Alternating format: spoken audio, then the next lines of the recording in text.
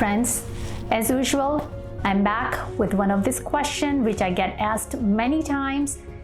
Every week, it will be our attempt to bring questions that parents and students and individuals that deal with, and we will try to answer to the best of our knowledge.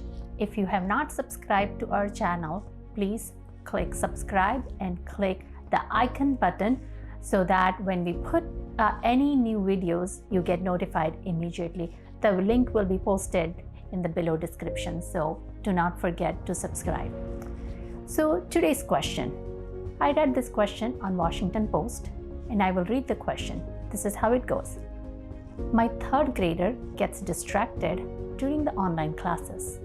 How can I help? Isn't this a common question? It's not just online, but we get this question many times where a child is distracted. Let me read the full detailed question.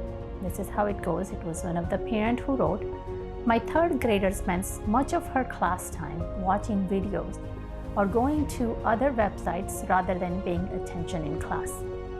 Whenever I walk into the room, she clicks back to her Zoom meeting and looks a little guilty. Do you have any suggestions on how to help her manage this?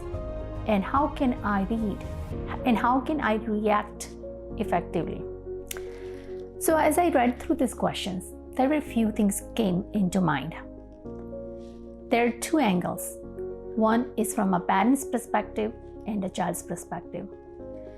Obviously, parents' frustration is the child is not focused.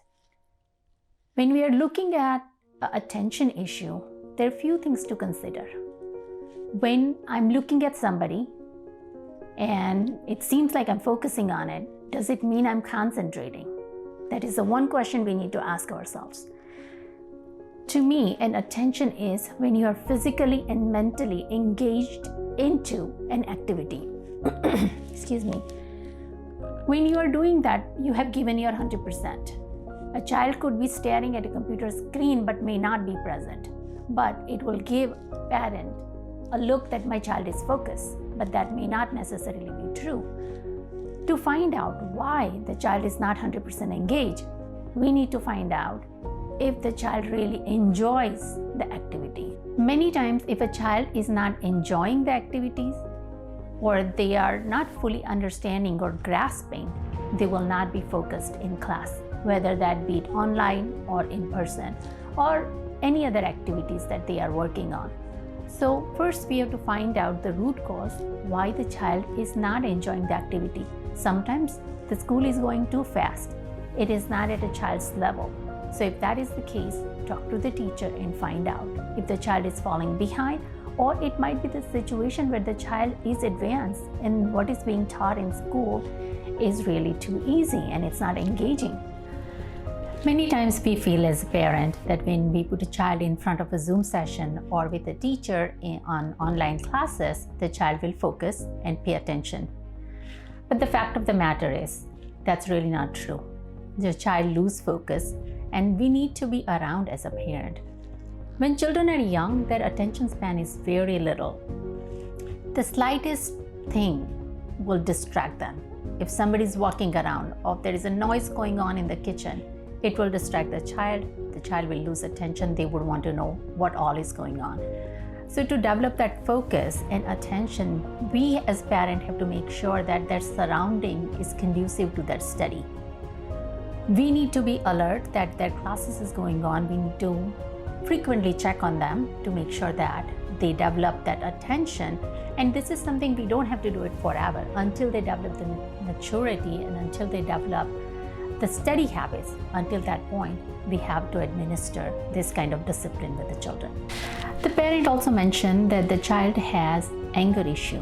When a parent would confront the child that she has not completed her chores and because of which she is not allowed to have screen time, the parent feels the child throws tantrum. And this is very common that when we set certain things with the children that you do this and you would get to do that, they feel entitlement and they feel that they should be given that entitlement. This is the children of 21st century. And it's very difficult at that time when they do not get what they expect to get and then the tantrum happens. So for that, I would suggest that the parent, right from the very beginning, do not set such kind of expectation. So the parent should allow a child to have screen time. The child should know that they would be given the screen time. And yes, the chores needs to be completed. For all this to happen, it's very important to have time management.